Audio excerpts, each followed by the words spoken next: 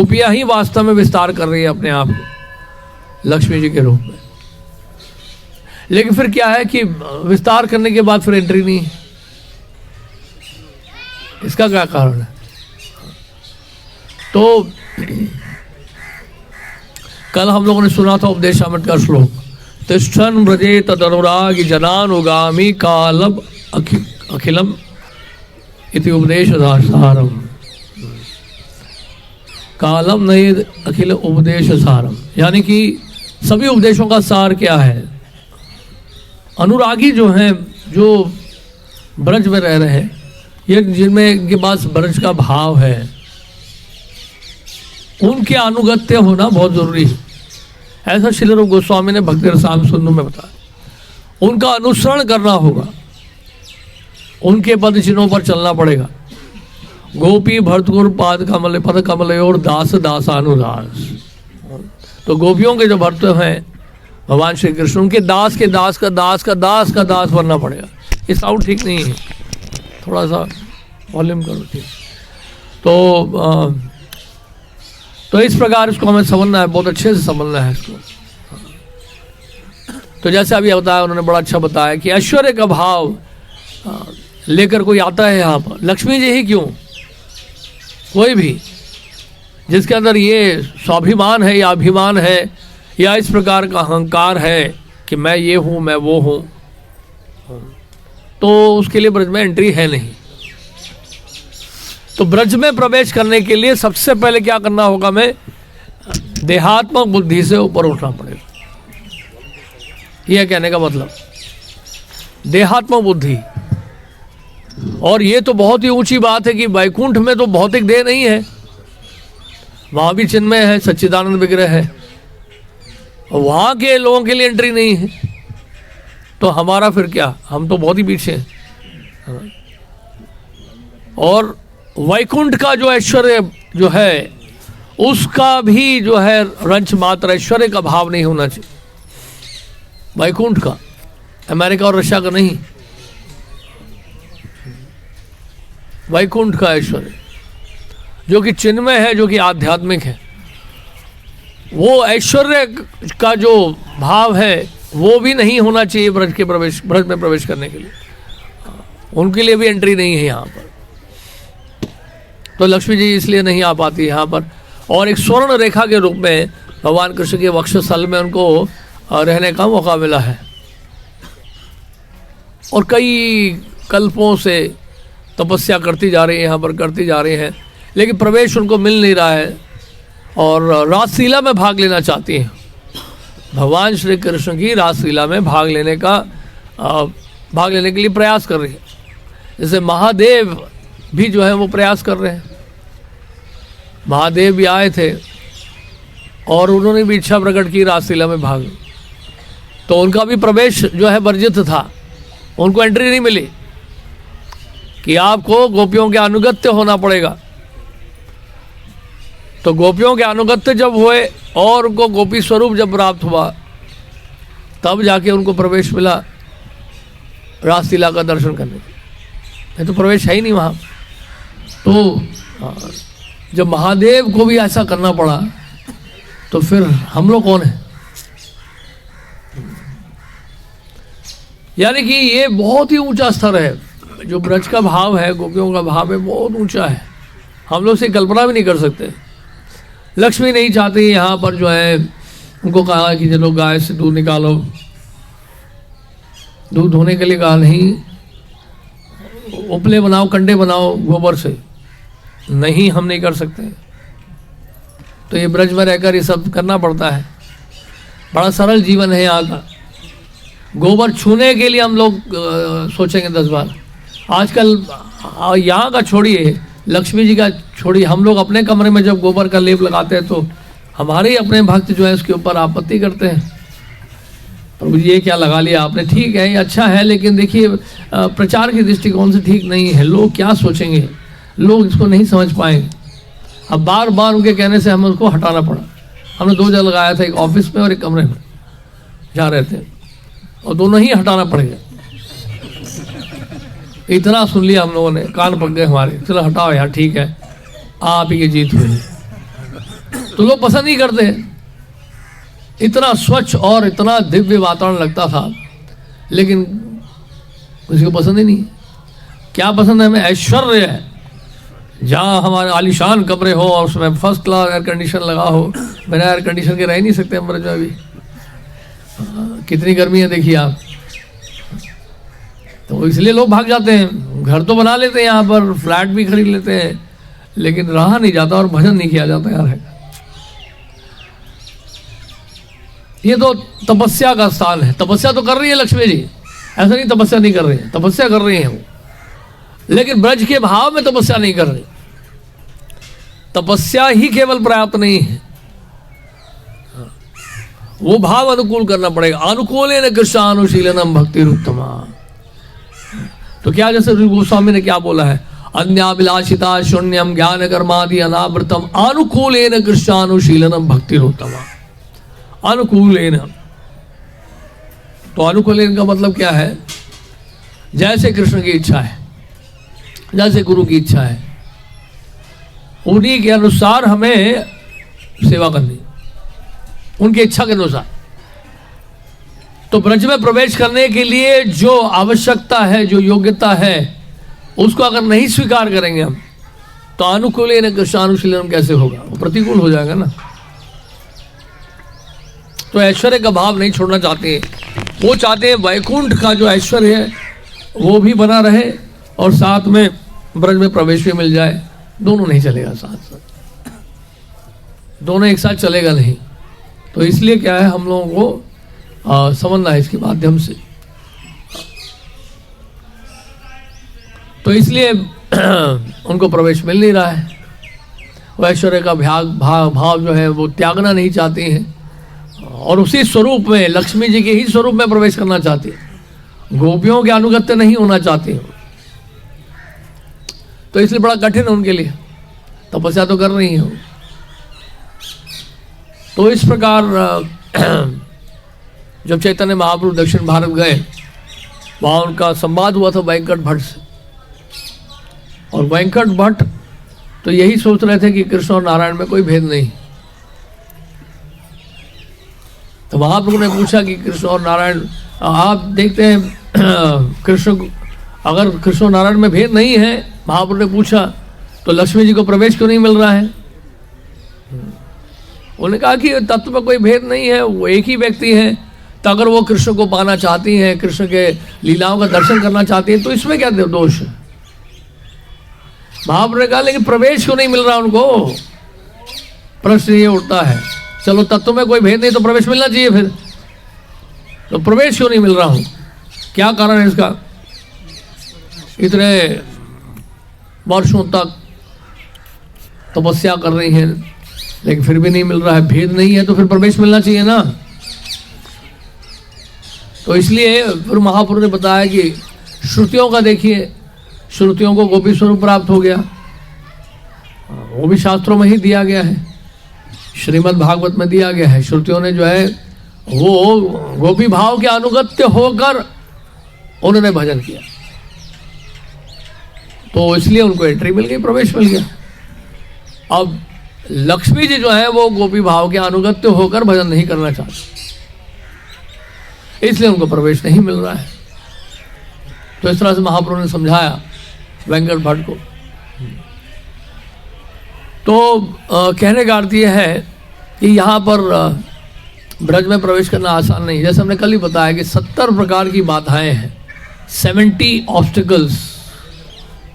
उसको हम लोग अच्छे से पढ़ें, कौन कौन से ऑब्स्टिकल्स हैं, किस कारण से हमें ब्रज में प्रवेश नहीं मिल रहा है।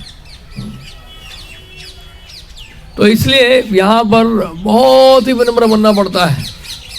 चैतन्य महापुरुष ने इसलिए जो है शिक्षाष्टकम का जो श्लोक बोला है और उसमें योग्यता बता दी ब्रज में प्रवेश करने की। तृणादपि सुनी चेन तरोरिव सहिष्णुना अमानिना मान देना कीर्तनीय सताहरे। ये ब्रज में प्रवेश करने का जो है मिनिमम क्वालिफिकेशन, मिनिमम, मैक्सिमम नहीं है, मिनिमम क्वालिफिकेशन। अगर ये है ही नहीं योग्यता तो हम अपना समय बर्बाद कर रहे हैं। बहुत मुश्किल है स्टेज में पहुंचना। तृणादपि सुनी चेन तरोरिव सहिष्णुना अमानिना मान देना कीर्तनीय सदा हरि, तृण से अधिक अपने आप को नीच मानना, वृक्ष से भी अधिक सहनशील होकर सदा दूसरों को मान देते हुए मान की इच्छा न करना, ऐसे भाव का अनुकूल करते हुए कोई जो करता है वही सदा हरि नाम का कीर्तन कर सकता है। तब जाके वहां से जो है राग मार्ग की साधना प्रारंभ होती है। साधना उसका प्रारंभ होती है, सिद्धि नहीं है वो, वहां से वो राग मार्ग की साधना का शुभारंभ होता है। जैसे श्रील रूप गोस्वामी बता रहे हैं, कृष्ण भक्ति रस भाविता मति क्रियताम यत्कुतोभिलभ्यते तत्रपि लौल्यम एकलम मूल्यम जन्म कोटि सुकृति न लभ्यते। कृष्ण भक्ति रस प्राप्त करने के लिए क्या बताया श्रील रूप गोस्वामी ने?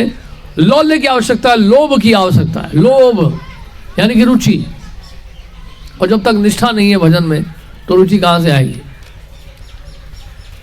तो वो लोभ जो है ये योग्यता है, ये मिनिमम क्वालिफिकेशन है उस कृष्ण भक्ति रस को प्राप्त करने के लिए। कृष्ण भक्ति रस भाविता मति ही, श्रील प्रभुपाद ने कहा मैंने ये जो कृष्ण भावनामृत ये जो शब्द है यहीं से लिया। अंतर्राष्ट्रीय श्री कृष्ण भावनामृत संघ जो प्रभुपाद जी ने नाम दिया है, प्रभुपाद ने कहा श्रील रूप गोस्वामी के द्वारा जो लिखा है कृष्ण भक्ति रस, यहीं से मैंने कृष्ण भावनामृत शब्द का जो है उपयोग किया है। तो कृष्ण भावनामृत का मतलब ही है कृष्ण भक्ति रस। तो प्रभुपाद कृष्ण भक्ति रस देने के लिए आए थे, ये उनका आंदोलन है। श्रील प्रभुपाद जी का आंदोलन ये है, वो कृष्ण भक्ति रस देने आए हैं। कई बार कई लोग बोलते हैं ऐसा, कई ऐसे लोग बोलते हैं कि हमारे संस्था में केवल वैदिक साधन भक्ति का ही जोर दिया जाता है, सब कुछ रेगुलेटेड है बहुत। हम लोग बहुत जोर देते हैं 4 नियम 16 माला कम से कम 16 माला, और बहुत सारे नियम बताते रहते हैं। और ऐसा कहीं लगता ही नहीं है कि हम ब्रज भाव के अनुगत्य हैं, तो कैसे समझें इसको फिर? और दूसरी ओर हम ग्रंथों में पढ़ते हैं इस तरह से कि ब्रज भाव के अनुगत्य जो हो जाता है उसी को प्रवेश मिलता है। गोपी भाव के जो अनुगत्य होता है तो हमें पता ही नहीं गोपी भाव है कहाँ, किसके पास है। तो ऐसा श्रील प्रभुपाद जी से एक बार प्रश्न पूछा था किसी ने कि प्रभुपाद ऐसा नेक्टर ऑफ डिवोशन भक्ति रसायन सिंधु में लिखा है कि one must take shelter of the resident of Vrindavan, Vrindavan वासी ब्रजवासी के अनुगत्य होकर भजन करना होगा, ऐसा भक्ति रसायन सिंधु में लिखा हुआ है। तो प्रभुपाद हमें कैसे पता लगेगा कि कौन है वृंदावन वासी, ब्रजवासी? प्रभुपाद ने क्या उत्तर दिया? I am resident of Vrindavan, you follow me. बहुत सिंपल, सारी समस्या खत्म हो गई, एक ही लाइन में आंसर दे दिया प्रभुपाद, कोई इधर उधर देखने की जरूरत नहीं। कितना कॉम्प्लिकेटेड क्वेश्चन है, प्रभुपाद ने इसको बहुत सिंपल से आंसर दिया। तो इसलिए जो हमारा जो गुरु परंपरा है, गुरु वर्ग है, उस पर हमें पूरी श्रद्धा, पूरा अटूट विश्वास होना चाहिए, क्योंकि हमारी गुरु परंपरा जो है चैतन्य महाप्रभु को ही रिप्रेजेंट कर रही है, और महाप्रभु जिस उद्देश्य से आए थे वही उद्देश्य पूरा कर रहे हैं। हमारी गुरु परंपरा आचार्यगण वही देने के लिए आए हैं। और दूसरी बात, अगर वैदिक भक्ति हमारी बताई भी गई है श्रील रूप गोस्वामी ने, जैसे भक्ति रसायन सिंधु में अगर वैदिक भक्ति का महत्व ही नहीं होता तो श्रील रूप गोस्वामी इसकी चर्चा करते ही नहीं भक्ति रसायन सिंधु में, इसके बारे में जिक्र ही नहीं करते हो। क्यों किया उन्होंने? क्यों? हमारी जो वैदिक भक्ति है जो हमें दी गई है चैतन्य महाप्रभु के द्वारा, श्रील रूप गोस्वामी के द्वारा, वो राग में ले जाने के लिए है।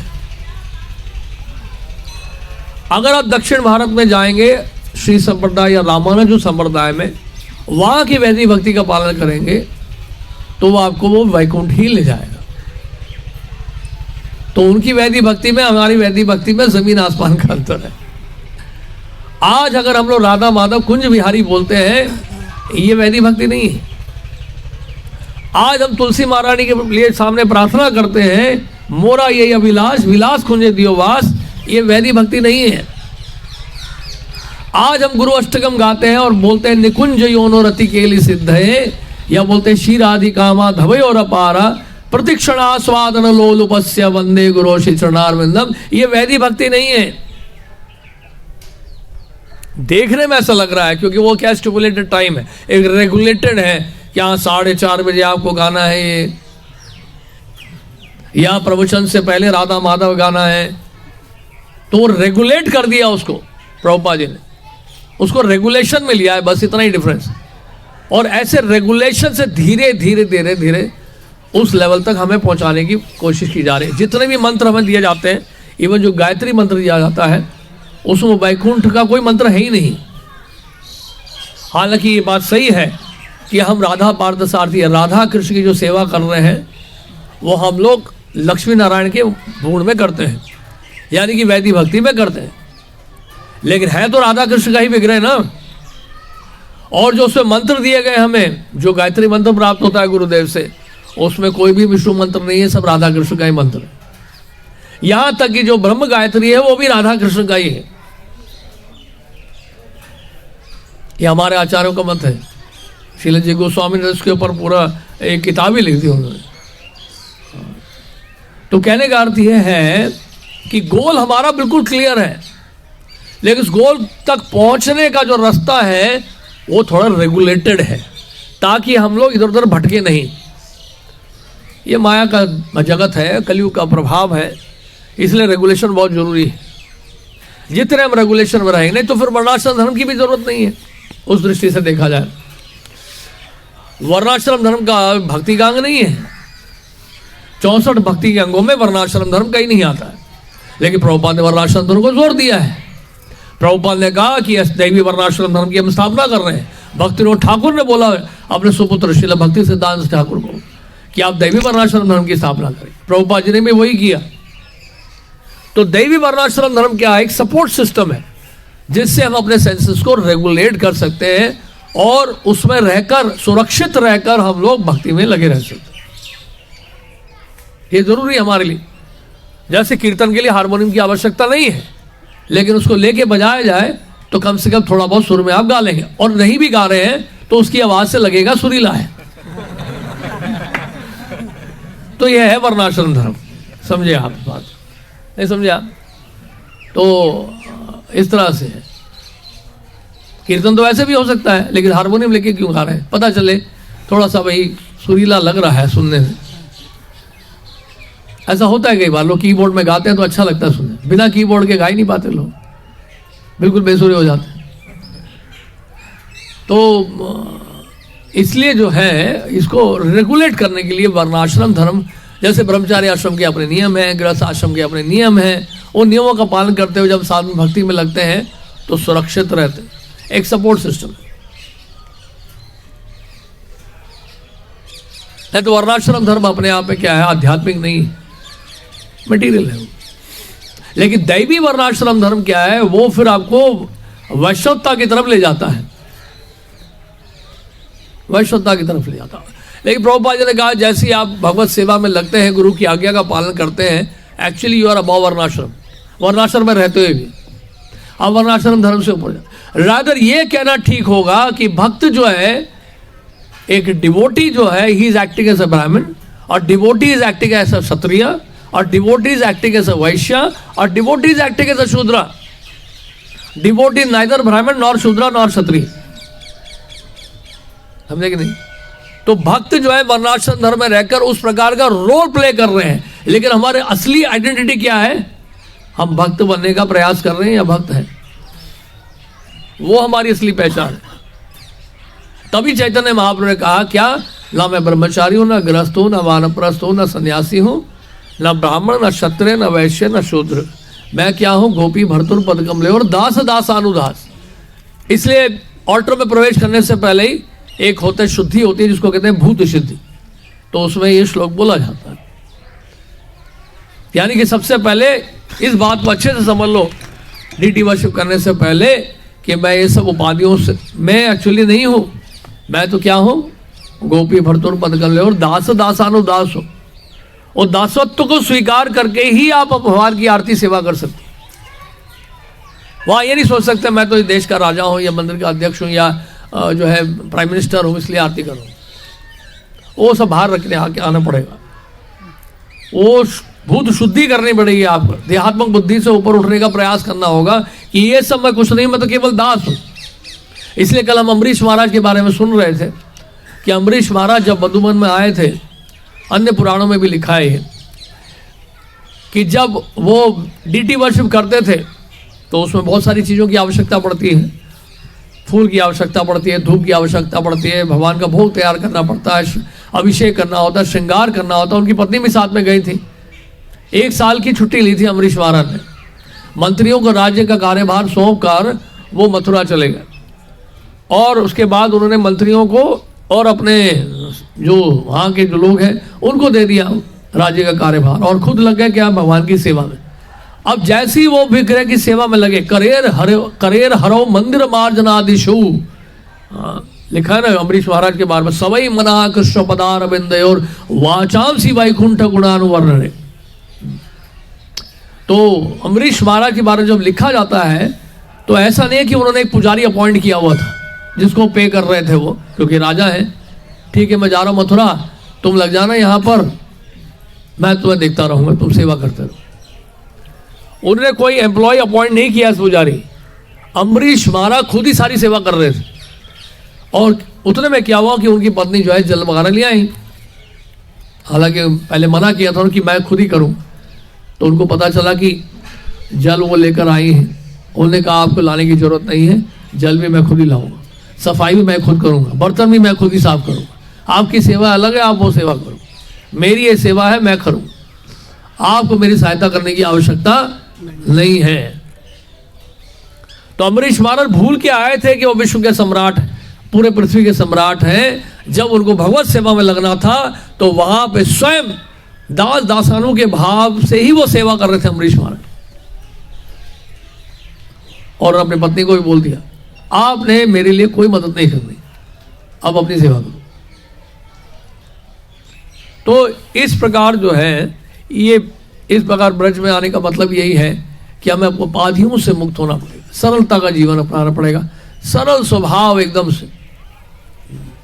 मुश्किल है थोड़ा सा, इसलिए कभी आप मधुकरी का देखिए, आप बड़ा मुश्किल है घर घर जाके मधुकरी करना, बहुत डिफिकल्ट है।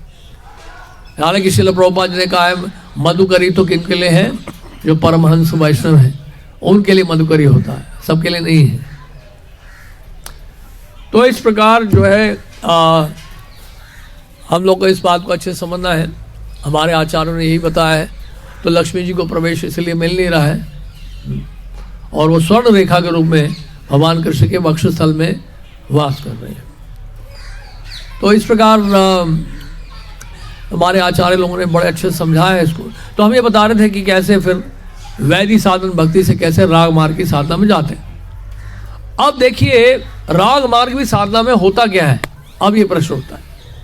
64 भक्ति अंग जो है वैसे के वैसे ही होते हैं, ऐसा नहीं कि कोई अलग उसमें कोई सिस्टम है, उसमें भी वही सारे लिम्स हैं भक्ति के। 64 भक्ति के अंग, 64 लिम्स ऑफ भक्ति, वही हेयरिंग चैटिंग चलता रहता है, लेकिन फोकस्ड होता है थोड़ा सा। उसमें होता क्या है कि पर्टिकुलर एक रेजिडेंट जो है वृंदावन का, उसके लिए अट्रैक्शन जागृत हो जाता है, पर्टिकुलर लीला स्थली के लिए अट्रैक्शन जागृत हो जाता है। ब्रज में बहुत सारी लीला स्थलियाँ हैं, आप भ्रमण करते हैं, परिक्रमा करते हैं, आपसे पूछे कौन सी जगह आपको अच्छी लगी, सब अच्छा है, तो वो भी अच्छा है क्या ना, कि सब अच्छा है। लेकिन आपका ब्रज में मैं बहुत जगह गया, लेकिन मुझे ये जो स्पेसिफिक ये जो लीला स्थलियाँ हैं बहुत आकर्षित करती हैं, यहाँ जाना मुझे बड़ा अच्छा लगता है।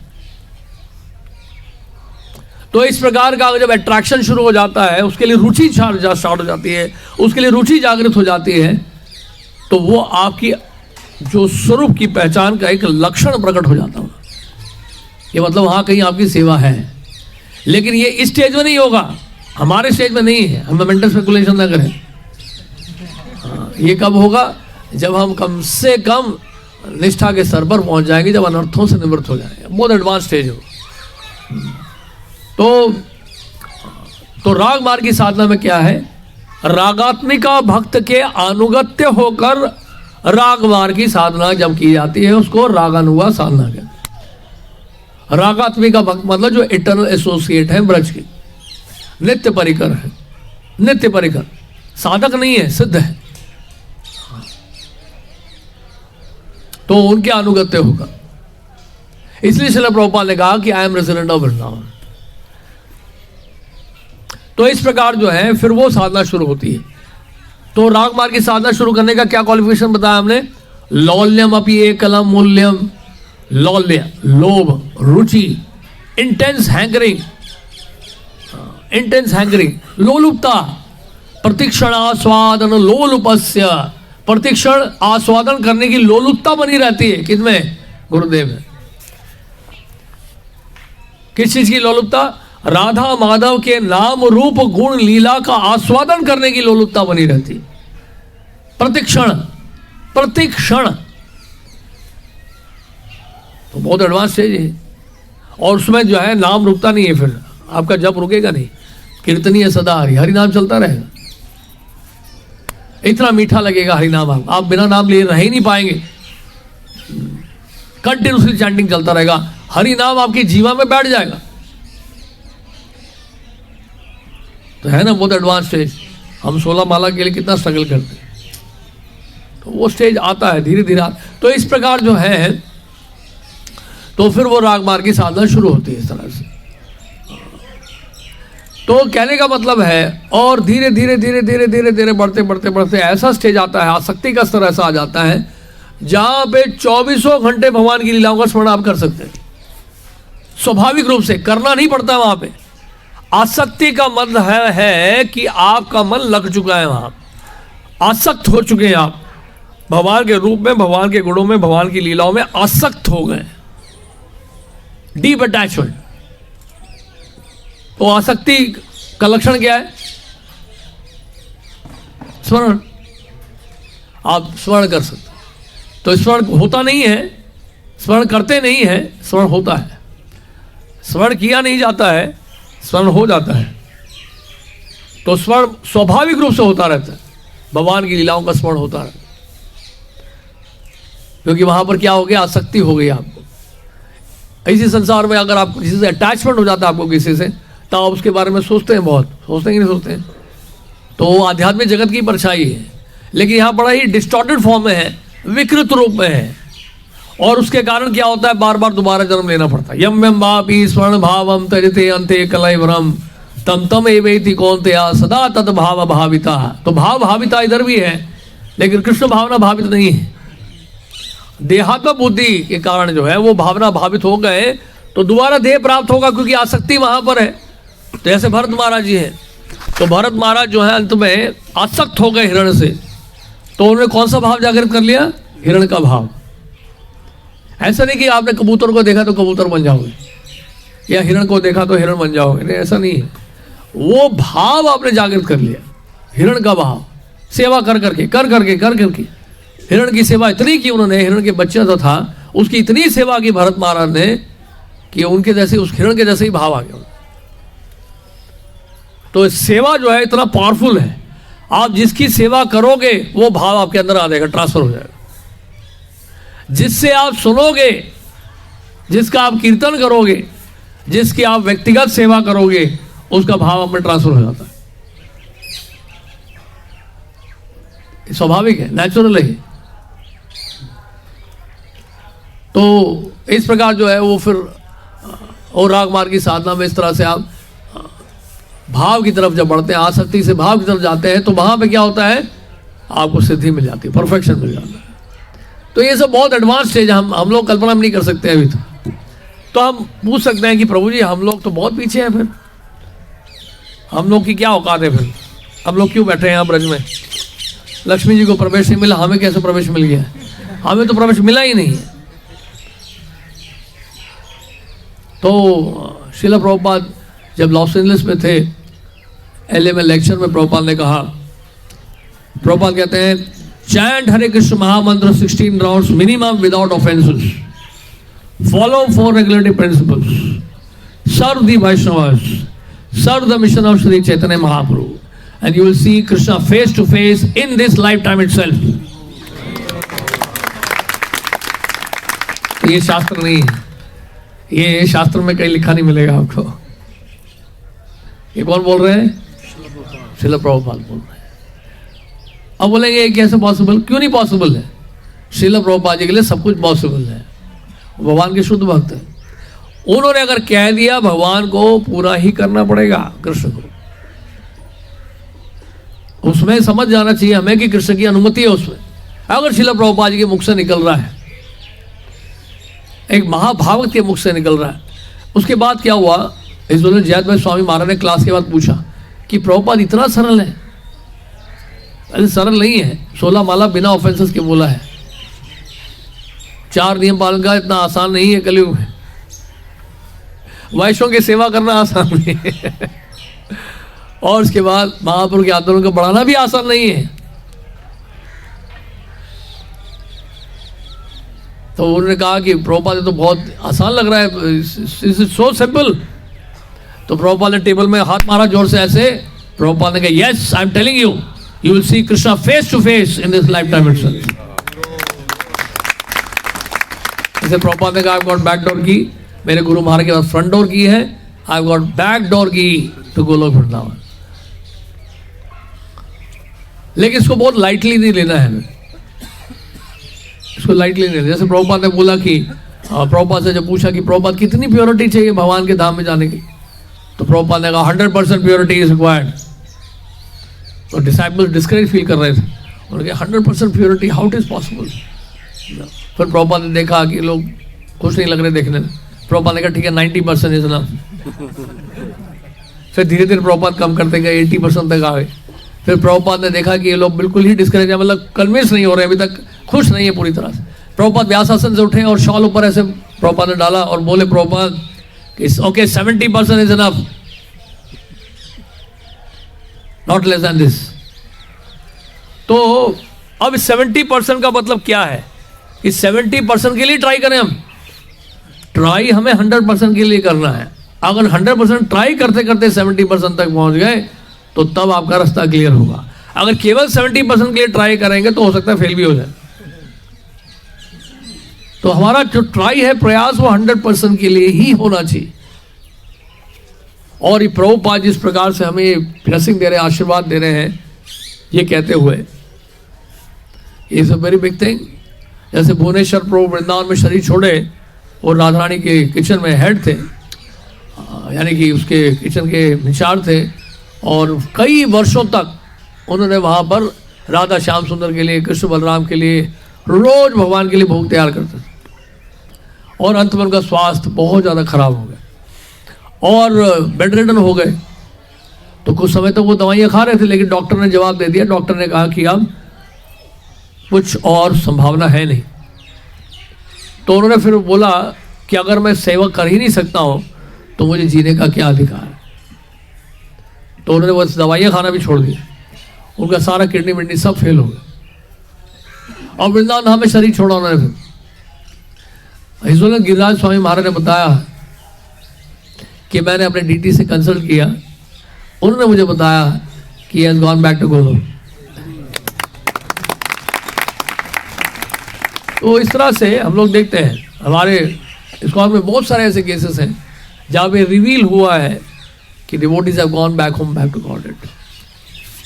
एक माता जी थी 1992 में, श्रील गौर गोविंद महाराज की शिष्या थी, और उनके बारे में बताया है कि शी वॉज वेरी डेडिकेटेड।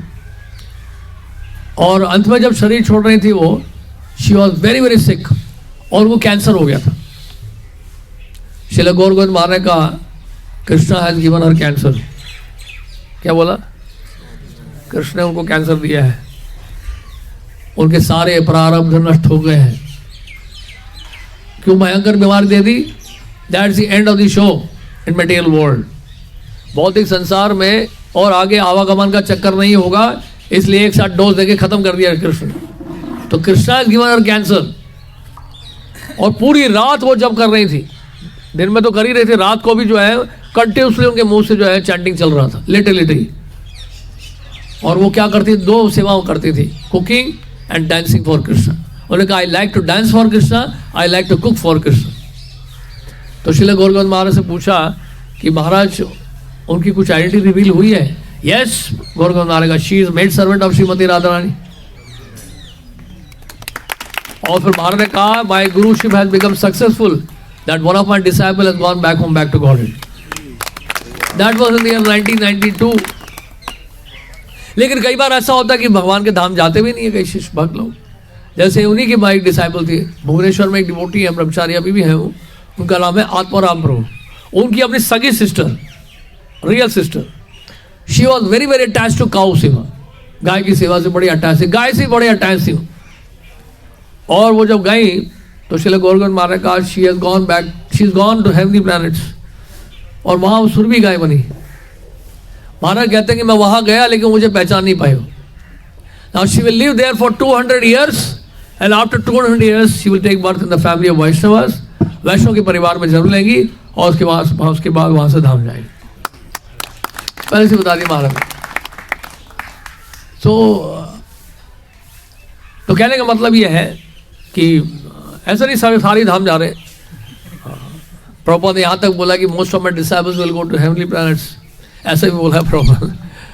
तो कहने का अर्थ यह है कि we have to try for 100%, कहने का मतलब ये है। और जो प्रभुपाद ने 4 चीज़ें बताएं जिससे हम देख पाएंगे कृष्ण को फेस टू फेस, वो बहुत ही विगरसली और बहुत स्ट्रिक्टली फॉलो करना पड़ेगा। तब हमारे पास ये सारा जो प्रोसीजर है कि राग मार्ग की साधना में जाओ, फिर इस तरह का फोकस लीला का स्मरण करो, नेचुरली आएगा आपके पास, दैट ऑटोमेटिकली कम, आपके पास नेचुरली आएगा, स्पॉन्टेनियसली आएगा। इसलिए प्रभुपाद ने राग मार्ग की साधना को ट्रांसलेट किया है स्पॉन्टेनियस डिवोशनल सर्विस। क्या बोला है? स्पॉन्टेनियसली आएगा वो। उसके लिए ऐसा नहीं कि आप बहुत प्रयास कर रहे हैं तब मिलेगा, वो स्पॉन्टेनियसली आएगा। कैसे? By following the rules and regulations of वैदिक भक्ति। तो वैदिक भक्ति जो हमें दिया गया है, it is going to take us to raga marga, जो श्री रूप गोस्वामी ने दिया है स्पेसिफिकली। और जो वैदिक भक्ति जो आप अगर दक्षिण भारत में करते, श्री संप्रदाय के अनुगत्य रह के करते हैं, वो वैदिक भक्ति होती भी बहुत कड़क, बहुत स्ट्रिक्ट। अगर आप साउथ इंडिया में टेम्पल्स में जाओ तो वहां जाके देख सकते हैं, वेरी वेरी स्ट्रिक्ट। वो बड़ा डिफिकल्ट है हम लोगों के लिए, हम लोग कर भी नहीं पाए। प्रभुपाद यहाँ तक बोला कि मैं आपको डीटी वर्शिप का असली अगर स्टैंडर्ड बताऊंगा, यू विल फेंट।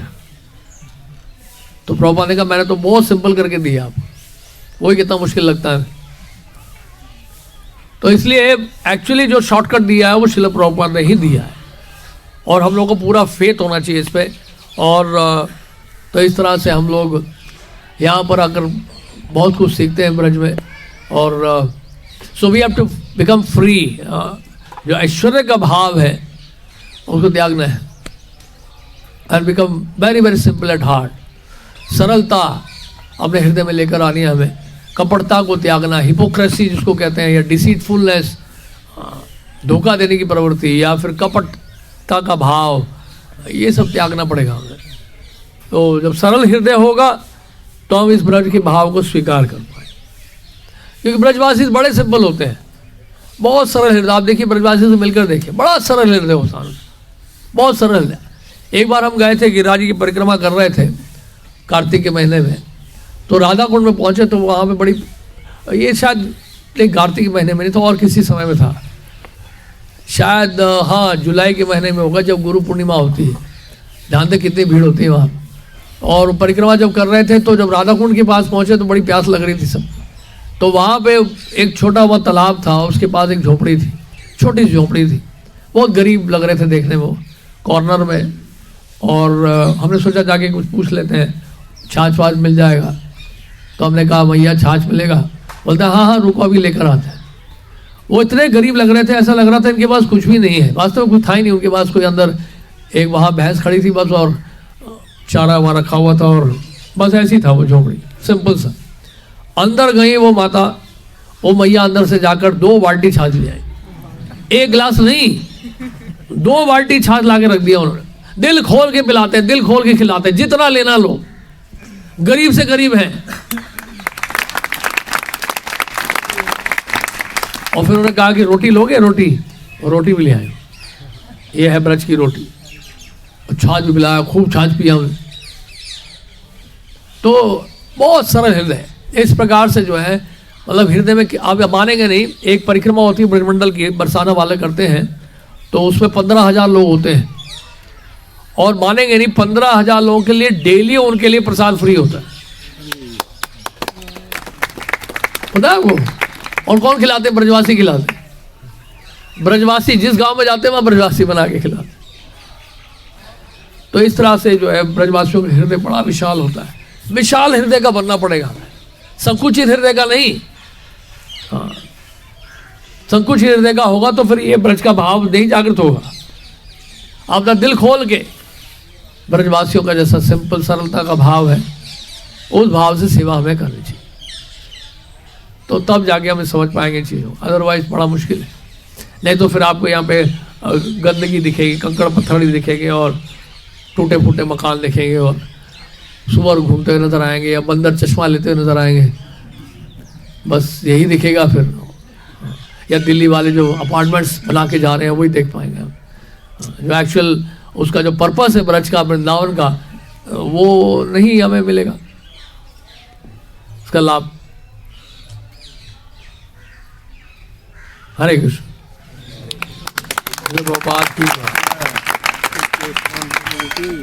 कोई प्रश्न है? कृष्ण हाथ उठा सकते हैं किसी? हरे कृष्ण।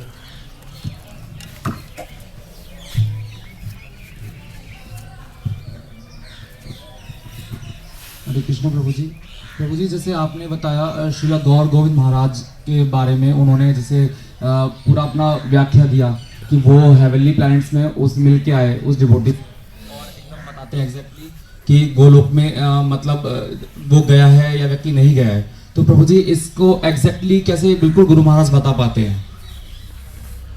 श्रील प्रभुपाद, हमारे गुरु महाराज एक बार बताया था कि जिस तरह से भगवान कृष्ण जो है परमात्मा के रूप में सबके हृदय में वास करते हैं, अपना विस्तार कर लेते हैं, इसी तरह से जो एक प्रमाणिक गुरु होते हैं वो अपने सभी शिष्यों में अपना विस्तार कर सकते हैं। तो आप भले अमेरिका में बैठे हो, गुरु कैन स्टिल वॉच यू। इसे प्रभुपाद ने पूछा, प्रभुपाद से पूछा था एक बार, किसी शिष्य ने पूछा है, किसी ने पूछा था कि प्रभुपाद आपके तो इतने सारे शिष्य हैं, हजारों शिष्य हैं, आपको कैसे पता वो सब फॉलो कर रहे हैं प्रिंसिपल्स?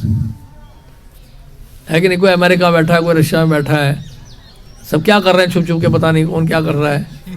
तो प्रभुपाद ने बोला, yes I am not Krishna, but मुझे जब भी जानना होता है कृष्ण मुझे बता देते हैं। So you can't hide from गुरु। तो गुरु जब भी जानना चाहते हैं कहाँ है वो आनंदताई, क्या कर रहा है उस समय, अंदर से आंसर मिलता रहता है। So when you are at that platform, Prabhupada ji कहते हैं कि परमात्मा जो है वो डिक्टेट करते हैं और बताते रहते हैं, now you do like this, now you do like this, now you do like this, you can hear परमात्मा। तो उनका कनेक्शन कृष्ण से, और ये तो कृष्ण से डायरेक्ट कनेक्शन है प्रभुपाद का, नॉट जस्ट परमात्मा। जैसे प्रभुपाद एलए में खड़े थे द्वारकाधीश जी के सामने, रुक्मिणी द्वारकाधीश जी के सामने, तो प्रभुपाद ने बताया, जब तक हमारा बता रहे थे कि प्रभुपाद बात कर रहे थे रुक्मिणी द्वारकाधीश से, और रुक्मिणी द्वारकाधीश ने कहा कि आपको इंडिया जाना चाहिए, वापस वहाँ पे प्रचार करना चाहिए, आप वहाँ जाइए, वहाँ का प्रचार बढ़ाइए। एक्चुअली प्रभुपाद एलए में लगभग 1 महीना ठहरे थे। सबसे ज़्यादा टेम्पल में, जिस टेम्पल में प्रभुपाद ने समय बिताया है, एक तो एलए टेम्पल, एक जूहू बॉम्बे। तो एक्चुअली उनके गुरु महाराज की इच्छा थी वेस्टर्न वर्ल्ड में प्रचार करने की, इसलिए प्रभुपाद ने ज़्यादा समय बिताया पहले वहाँ वेस्ट की तरफ। और लेकिन प्रभुपाद की जो अपनी पर्सनल इच्छा थी कि इंडिया में भी प्रचार हो, और वो तभी होगा कि जब वेस्ट का इन्फ्लुएंस इंडिया में पड़ेगा। और इसलिए लेकिन प्रभुपाद सोच रहे कि क्या से करूँ मैं। तो रुक्मिणी द्वारकाधीश ने कहा, अब यहाँ पे बहुत हो गया, अब आप इंडिया जाइए, इंडिया में आपके प्रचार की बहुत ज़रूरत है। तब प्रभुपाद रिटर्न मारे वहाँ से। तो जब पता हमारे रुक्मिणी द्वारकाधीश ने पर्सनली बोला प्रभुपाद। तो इस तरह से जो गुरु होते हैं, प्रमाणिक गुरु होते हैं, they are directed by Krishna himself, तो उनसे कुछ छुपता नहीं है, इसलिए उनको पहले ही पता होता है। जैसे आप कमरे में प्रवेश करेंगे, कमरे में प्रवेश करने की भी ज़रूरत नहीं है, गुरु को पता होता है किस लिए आ रहे हैं आप, क्या पूछने वाले, सब पता होता है। आपके चेहरा देख के ही समझ जाएंगे, उससे पहले ही समझ जाते हैं कि ये इसीलिए आया है। इसलिए आप सब सुन तो लेंगे, सब कुछ आपका सुझाव भी सुन लेंगे, लेकिन उनका आंसर रेडी होता है पहले से। Thank you Prabhu ji. Hare Krishna Prabhu ji, thank you, कितना अच्छा क्लास किया आपने। प्रभु जी, आपने बोला कि सरल बनना चाहिए हमें, सरलता से मतलब भक्ति करेंगे ब्रजवासियों की तरह से सब अच्छा है। हम बनना तो चाहते हैं सरल प्रभु जी, लेकिन जब भी वेग आप तो सरल हो, जब भी 6 वेग आते हैं हमें, तो हमारी सारी सरलता गायब हो जाती है। तो प्रभु जी, उनको मतलब कैसे टैकल करें? उस समय For example? सरलता कैसे बचाए रखें? एग्जाम्पल, जैसे कभी क्रोध वेग आ गया, कभी काम का वेग आ गया, कभी जीवा का वेग आ गया, तो इस तरह के वेग अलग अलग समय पे हमारी परीक्षा लेते रहते हैं, तो उस समय पे हमारी सारी सरलता तुरंत गायब हो जाती है गुरु जी। उसको स्पिरिचुअलाइज करो, वेगों को, तो फिर वेग को स्पिरिचुअलाइज करो। देखने की इच्छा हो रही है, ठाकुर जी का दर्शन करो। खाने की इच्छा हो रही है, प्रसाद पाओ। तो इस तरह से उन वेगों को संतुष्ट करो। और क्रोध के वेग को कैसे करें? क्रोधित हो जाओ मायावादियों के ऊपर, सब रास्कल हैं मायावादी लोग, दुष्ट लोग, सारा गुस्सा उन पर निकाल है कि नहीं? मायावादी कृष्ण अपराधी दुष्ट लोग हैं, भगवान के स्वरूप का भर्त्सना करते हैं। मायावादी वो होते हैं जो हमेशा माया में रहते हैं। तो इस तरह से गुस्से हो जाओ। Thank you, गुरु।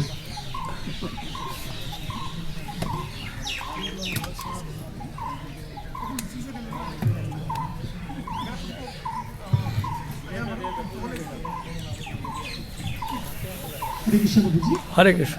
प्रभु जी मेरा बिल्कुल इसी से संबंधित प्रश्न है। हाँ, कंट्रोल कि मैं अपने गुस्से को किस चीज़ के लिए यूज करूं, तब तो फिर वो गुस्सा नहीं है, क्योंकि गुस्से में तो कंट्रोल ही नहीं होता कि है ना, या किसी और का वेग आता है तो मतलब हम अपना आपा तो खो चुके होते हैं। अगर वो वाला पार्ट जो आप बता रहे हैं कि उतनी बुद्धि अगर उस टाइम पे काम करती, तो मैं अपना प्रश्न बता पा रहा हूँ प्रभु जी। नहीं बता पा रहे हैं। तो प्रभु जी जब आपने बताया कि अपने गुस्से को मायावादी के लिए यूज कीजिए, तो इसका मतलब मैं अपना गुस्सा व्यक्त करने के लिए अपनी बुद्धि का प्रयोग कर पा रहा हूँ, लेकिन जब गुस्सा वास्तव में आता है तो बुद्धि को पीछे छूट जाती है। तो इसलिए क्रोध नहीं आना चाहिए।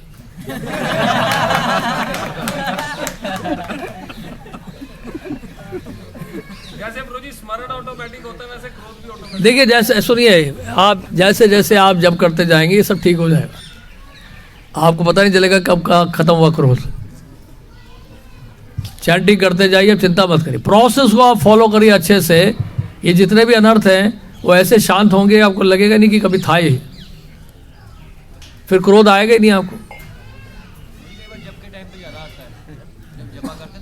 किस पे क्रोध आता है? खुद पे। खुद पे क्रोध आना अच्छा है, दैट इज गुड, वो शुद्ध करेगा आपको। किस पे क्रोध आता है? अच्छा, उसने नहीं चलेगा, वो नहीं ठीक है। खुद पे क्रोधित हो सकते हैं, दूसरे पे नहीं। तो ये चिंता मत करिए, आप बस अपना चैंटिंग करते जाइए। सारा देखिए पावर हरि नाम में है। हरि नाम इतना पावरफुल है, धीरे धीरे सब ठीक करेगा। लेकिन छोड़ना नहीं है हरि नाम। हरि नाम लेते रहिए, माया को अटैक करते रहना दो। हरि नाम नहीं छोड़ा, लेकिन अल्टीमेटली हरि नाम की विजय होगी। परम विजय ते श्री कृष्ण संकीर्तन। उस समय आएगा, कृपा होगी, हरि नाम प्रभु की कृपा हो जाएगी, आप क्रोध आएगा ही नहीं। So, प्रभु जी जैसे आपने बताया कि प्रभुपाद ने वन ऑफ द प्रिंसिपल्स बोला कि chant minimum 16 rounds and that also offencelessly. So प्रभु जी क्या ये पॉसिबल है कि हम 16 राउंड ऑफेंसलेस करना चाहते हैं, that too just by chanting 16 rounds?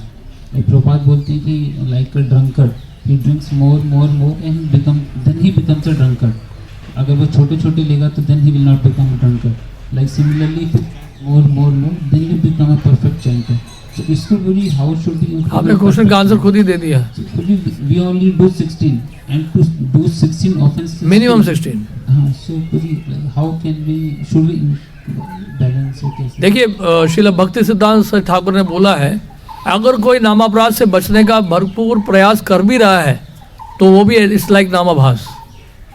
अगर नामापराध से बचने का पूरा प्रयास कर रहे हैं, so that is also like नामाभास। तो एटलीस्ट हमें हमारा एंडेवर जो है पूरा होना चाहिए कि हम लोग ऑफेंसेस ना करें। So then your chanting is okay. क्योंकि कई बार ऐसा होता है कि हम लोग इतने कंप्लेसेंट हो जाते हैं कि हम लोग सोचते हैं अपराध हो रहा है तो होने दो, चैंटिंग तो कर ही रहे हैं ना। वो इतना अच्छा स्टेज नहीं है, that is not a very advance stage. Advancement कब है? जब आप अपराध के लिए एकदम से कॉन्शियस हो रहे हो, अरे ये तो गलती हो गई मुझसे, ये दोबारा नहीं करना। विश्वनाथ चक्र ठाकुर ने लिखा है कि कंडीशन सोल के लिए अपराध करना स्वाभाविक है, लेकिन फिर वो ये कहते हैं अपराध होने पर तब हमें पश्चाताप करते हुए ये संकल्प लेना चाहिए कि मैं दोबारा नहीं करूँगा। नहीं तो कंडीशन सोल तो अपराध करेगा, वो नेचुरल है, वो नेचुरल है। नेचुरल मतलब क्या है, नॉर्मली है लेकिन मटेरियली नेचुरल है। लेकिन जब हो जाए तो फिर एक संकल्प लेना चाहिए, एटलीस्ट दोबारा नहीं करूँगा, तब भी सही और सेट राइट। ओके, हरे कृष्ण। प्रश्न है कि जैसा दो प्रश्न पहला कि आपने बताया कि 4 चीज़ें प्रभुपाद ने बताई, directly back to Godhead चले जाएंगे, तो इसमें जो प्रोसेस स्टेप बाय स्टेप होते हैं नर्थ निवृत्ति, तो ये होगा तभी जा पाएंगे ना, या फिर डायरेक्ट कहाँ से जाएंगे? तो मतलब ये 4 चीज़ें करते हुए जीवन के अंत की हम इनको 5 स्टेज वाइज पार हो जाएंगे। और सेकंड चीज़ प्रभु की, जब हम सुबह गुरुवाष्टकम गाते हैं तो उसमें हमारा जो कॉन्शियसनेस उस वक्त क्या भाव होना चाहिए, मतलब माइंड में प्रार्थना के समय गुरुवाष्टकम गाते हैं? पहले तो उसका मीनिंग पता होना चाहिए। गुरुवाष्टकम का अर्थ जानना बहुत जरूरी है। कई बार कई सालों से गा रहे होते हैं फिर भी मीनिंग नहीं पता हो, तो उसका अच्छे से अर्थ समझना चाहिए, और धीरे धीरे फिर प्रोग्रेस होंगे, अपने आप करेंगे प्रोग्रेस आप, है कि नहीं? Basically it's a glorification of spiritual master.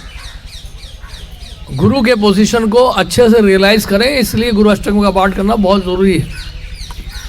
साक्षात हरित्वेन समस्त शास्त्रे, गुरु साक्षात हरि हैं, इतना कन्विक्शन होना चाहिए।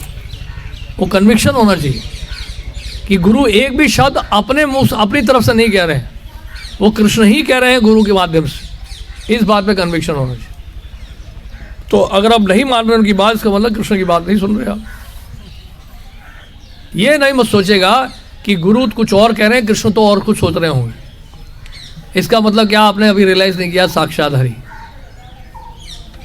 साक्षात हरि अगर आपने रियलाइज कर लिया है तो गुरु के मुख से जो निकल रहा है सब लोग कृष्ण ही बोल रहे हैं, इस बात पे पूरा कन्विक्शन होना चाहिए। He is not different from Krishna. Not in तत्व की बात नहीं कर रहे हैं हम, बट उनका जो कॉन्शियसनेस है। ऐक्या गुरु मुखा पद्मा वाक्या चित्ते ते कोरिया ऐक्या। ऐक्या जो ऐक्या का भाव है कृष्ण के साथ, उसको स्वीकार करना होगा। One with the Lord, one with the desires of the Lord. हम भी एकत्व की बात करते हैं, we always also believe in oneness.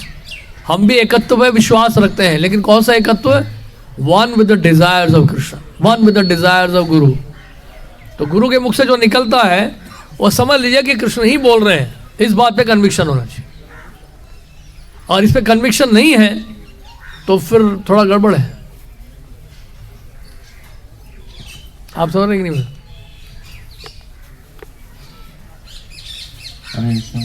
हरे और जी ये बेलवन है वृंदावन में, इस धाम इस पर्टिकुलर जगह पर हमारी क्या प्रार्थना होनी चाहिए? क्या होना चाहिए? क्या प्रार्थना होनी चाहिए? कि हम लोग को एंट्री जरूर मिले, हम भी केवल तपस्या ना करते रह गए। लक्ष्मी जैसे प्रार्थना करिए। हरे कृष्ण प्रभु जी, धन्यवाद, प्रणाम, thank you for amazing lecture. प्रभु जी मेरा प्रश्न है कि हमें वृंदावन मैक्सिमम कितने दिन यात्रा करनी चाहिए, कितना रुकना चाहिए, और क्या हमें बिना सीनियर डिवोटीज़ के वृंदावन अकेले आना चाहिए, लाइक फ्रेंड्स वगैरह के साथ, और क्या हमें वृंदावन में बाहर की चीज़ें जो मतलब कौन से बाहर जो चीज़ें मिलती हैं, टिक्की, ये सब, ये लेनी चाहिए? बड़ा अच्छा प्रैक्टिकल क्वेश्चन पूछा। पहली बात है, अकेले नहीं आइए और भक्तों के साथ आइए, और कुछ वरिष्ठ भक्त हों तो अच्छा है। अकेले घूमने मत आओ यार, this is not place for picnic. वरिष्ठ भक्तों के साथ आए, उनके मार्गदर्शन में रहें, और जैसा वो चाहें वैसे करिए। बाहर की इधर उधर की चीज़ें मत खाइए। अगर बाहर से लेना भी पड़ जाए, उसको भगवान को भोग लगा के खाइए। ब्रजवासियों का बना हुआ ले सकते हैं आप, फिर भी भोग जरूर लगाइए। कितने दिन मैक्सिमम हमको रहना चाहिए वृंदावन? हैं? मैक्सिमम कितने दिन मतलब हमको रुकना चाहिए? जितने दिन आपके यहाँ सेवा हो। अगर सेवा नहीं तो एक भी दिन मत रुकिए, तुरंत वापस चले जाइए। ये स्थान तो सेवा का स्थान है, यहाँ पर मेवा की इच्छा मत करिए, वो तो मिलेगा ही, लेकिन सेवा अगर है तो रुकिए, नहीं है सेवा तो वापस जाइए। भटकने के लिए नहीं है ये। थैंक यू प्रभु जी।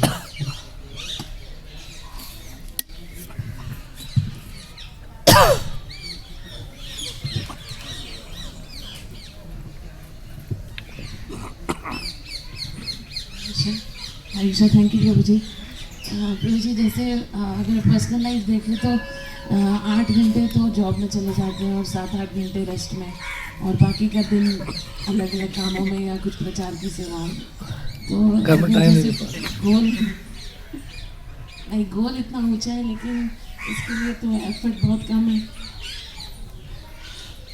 तो गोल आपका क्लियर है और जो इंस्ट्रक्शन आपको मिले हैं वो फॉलो करते जाइए, बस इतना काफ़ी। टाइम है या नहीं उसकी चिंता मत करिए, जो प्रोसेस उसको फॉलो करना है वो गोल की तरफ लेके जाएगा। हमारा प्रोसेस हमें गोल की तरफ लेके जाएगा। प्रोसेस गोल तक अचीव करने के लिए प्रोसेस बनाया गया, जो प्रोसेस बनाया गया है वो गोल को अचीव करने के लिए बनाया गया है। गलत प्रोसेस नहीं है ना। प्रोसेस आचार्यों के द्वारा दिया गया, प्रभुपाद के द्वारा दिया गया, गुरु महाराज के द्वारा दिया गया, वैष्णव के द्वारा दिया गया है। वो प्रोसेस में लगे रहिए बस। जैसे कुछ डिवोटीज फुल टाइम ज्वाइन करते हैं और उनके पास ज़्यादा समय है भक्ति करने का या साधना करने का या सेवा करने का, तो उसमें फिर अगर मतलब कैसे हम जानते कई ऐसे ग्रस्ता डिवोटी देखे हमने, they have gone back home back to God. कई ब्रह्मचारी यहीं रह गए। हम बहुत सारे केसेस ऐसे जानते हैं।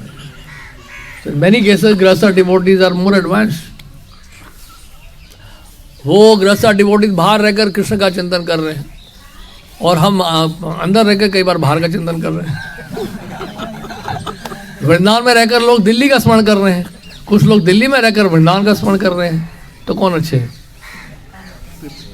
हम ब्रह्मचारी हैं, वृंदावन में रहकर दिल्ली का स्मरण कर रहे हैं। जो गृहस्थ हैं वो दिल्ली में रहकर वृंदावन का स्मरण कर रहे हैं, तो कौन वृंदावन आएगा? वो दिल्ली वाले आएंगे। देहात की बुद्धि से कैसे ऊपर उठे? वो सेवा करते जाइए, अपने आप हो जाएगा। प्रोसेस को फॉलो करते जाइए। देहात में बुद्धि में होते तो फिर आप यहाँ नहीं बैठे होते छुट्टी के दिन। ठीक है कि नहीं जयनारायणपुर? While you waste time in Vrindavan weekends, Friday Saturday Sunday 3 दिन छुट्टी मिली आपको, या छुट्टी आपने ले ली है समर उधर, तो वो भी वृंदावन के लिए क्यों लेते फिर आप जाते गर्मियों के दिनों में पहाड़ों में, हिमाचल। 5 जने का फेवरेट स्थान हिमाचल। He likes Himachal. तो लेकिन यहाँ क्यों बैठे, बेलवन में क्यों बैठे आप इतनी गर्मी में, और ऐसे बैठे जगह पर हम लोग? तो कुछ तो है, एक्सपीरियंस हो रहा है हमें, धीरे धीरे होगा। हम लोग वी कांट एक्सपेक्ट कि हम बन जाए एक दिन में गौरक्षनाथ बाबा जी महाराज या लोकनाथ गोस्वामी। वो स्टेज नहीं है हमारा, वो सब कल्पना से परे है। लेकिन सब कुछ शुरुआत तो हो रही है। सम बिगनिंग इज देयर।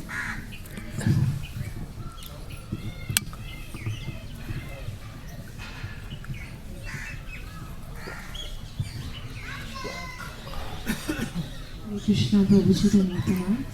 प्रभु जी, मेरा एक क्वेश्चन है कि श्री वृंदावन धाम हम आते हैं बड़ी खुशी से, चलो धाम, लेकिन यहाँ बहुत दुख का सामना करना पड़ता है। आप बड़ी खुशी से आते हैं, जाते हैं बहुत दुखी होके जाते हैं। तो कैसे बैलेंस करें, कैसे खुद को मतलब दुखी होके क्यों जाते हैं यहाँ से आप? जाना पड़ रहा है। अच्छा, इसलिए दुखी है, तब तो ठीक है। तो ऐसा दुख अच्छा है। हमने सोचा कि और कुछ कारण से यहाँ बार बार लाइट जाती है, पता नहीं कहाँ बिठा दिया हमें, चलो वापस चले दिल्ली, पड़े परेशान है यहाँ बिठाए यहाँ पर।